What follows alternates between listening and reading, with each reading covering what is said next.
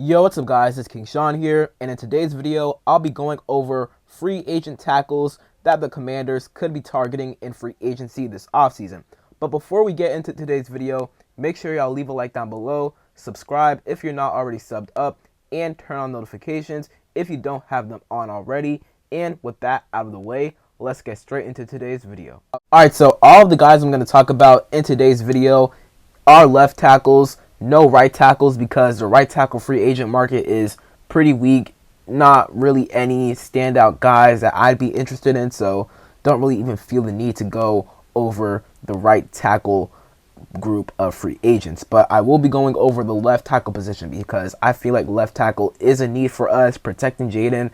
Y'all saw in the Super Bowl, Mahomes was running around all day long, and the Chiefs have had struggles at left tackle all year long. Luckily, they managed it, but when it came time for the big game, the Eagles took advantage of their left tackle situation and other spots on their O-line, right? So I like Brandon Coleman as more of a guard.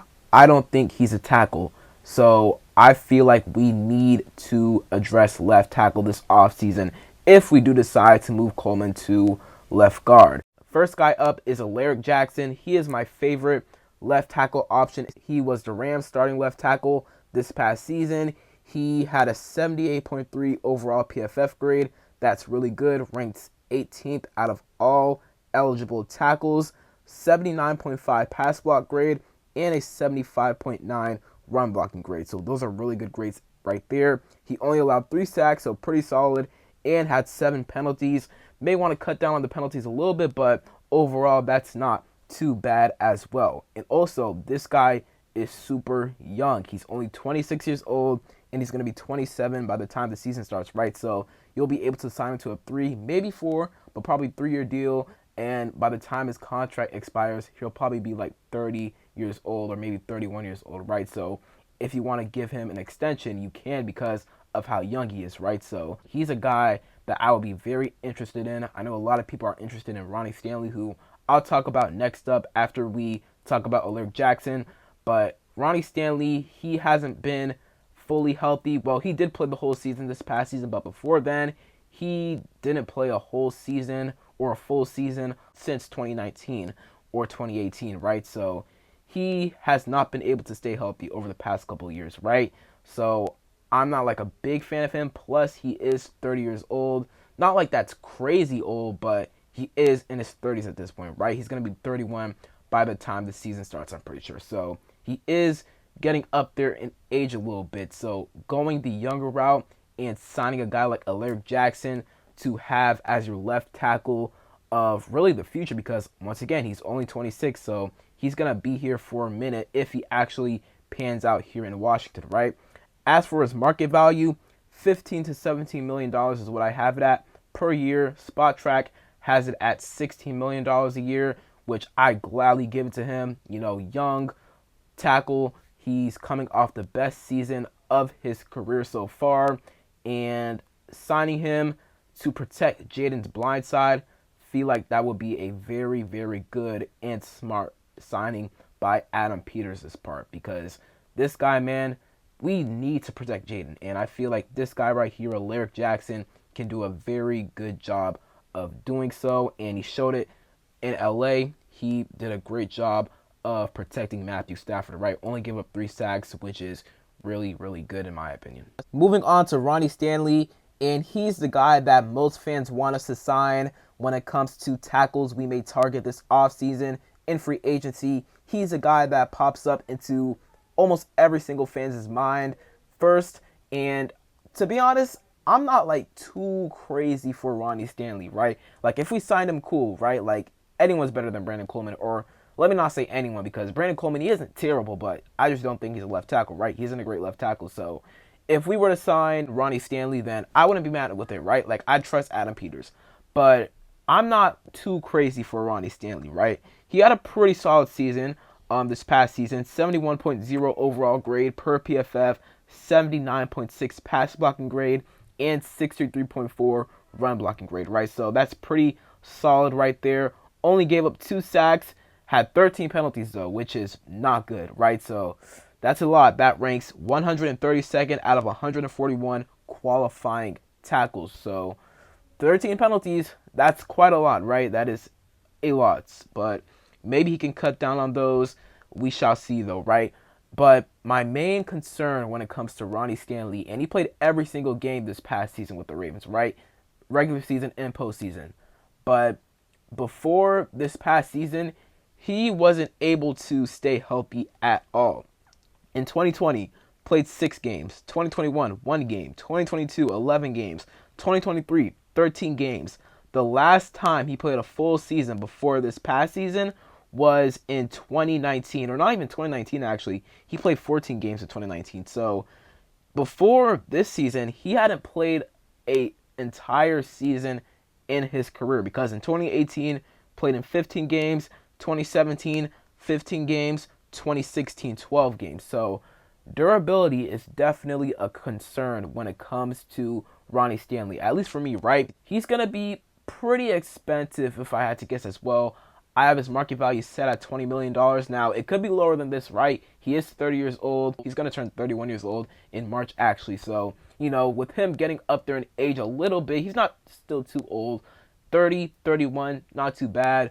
But he is entering his 30s. He's not getting any younger. So, that might be something that jacks his price value a little bit down. However, I do still think he's going to get paid a good amount of money, maybe somewhere between 18 to $20 million, right? And once again, if AP in the front office decide to do that, cool, right?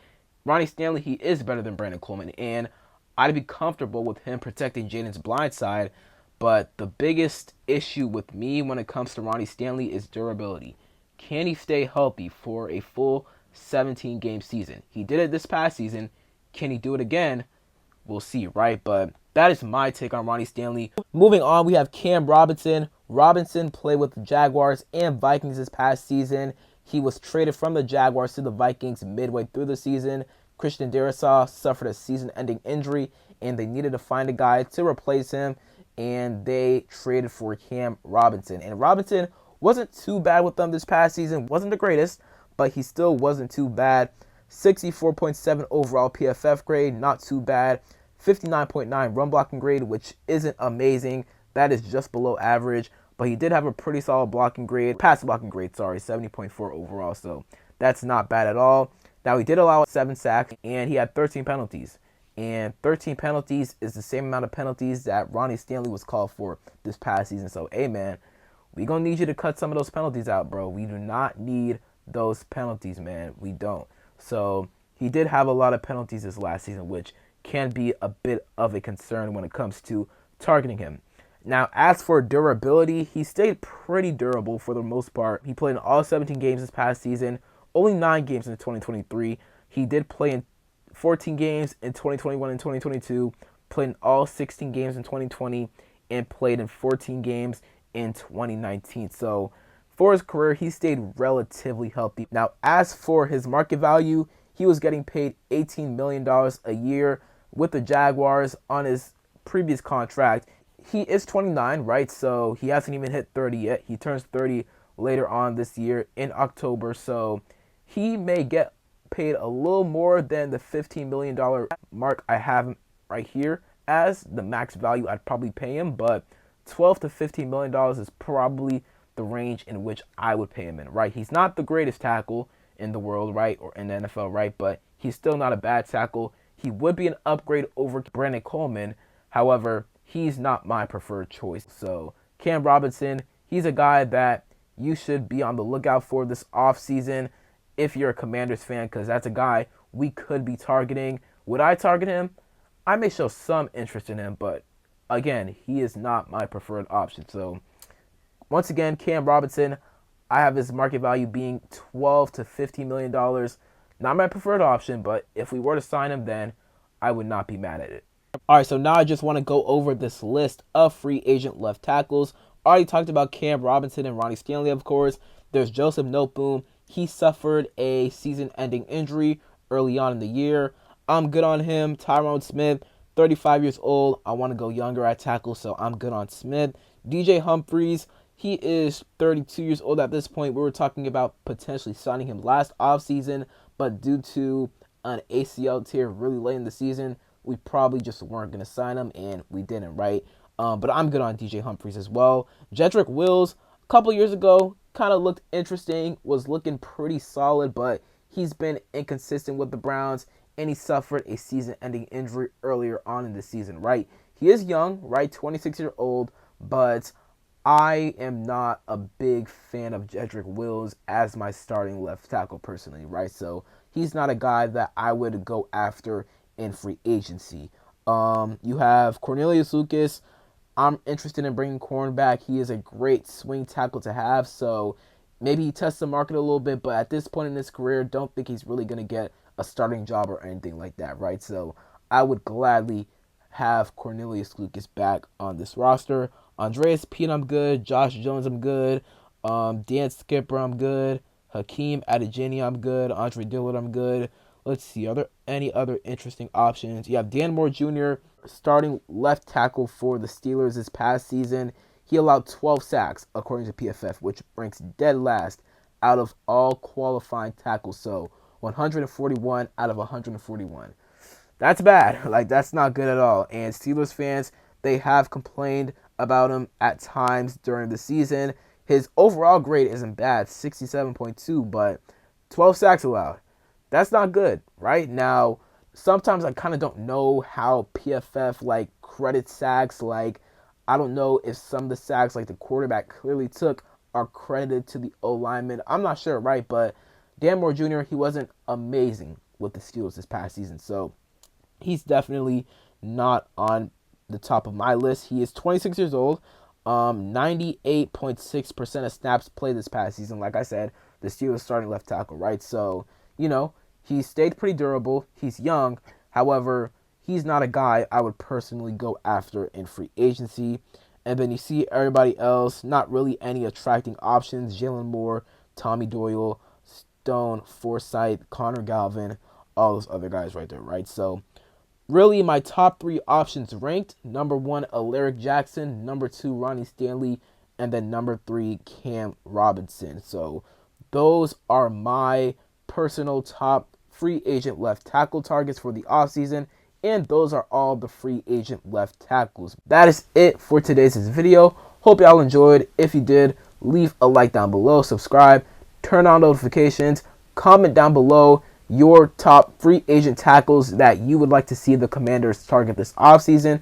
And other than that, it's me, King Sean, and I'm out. Peace.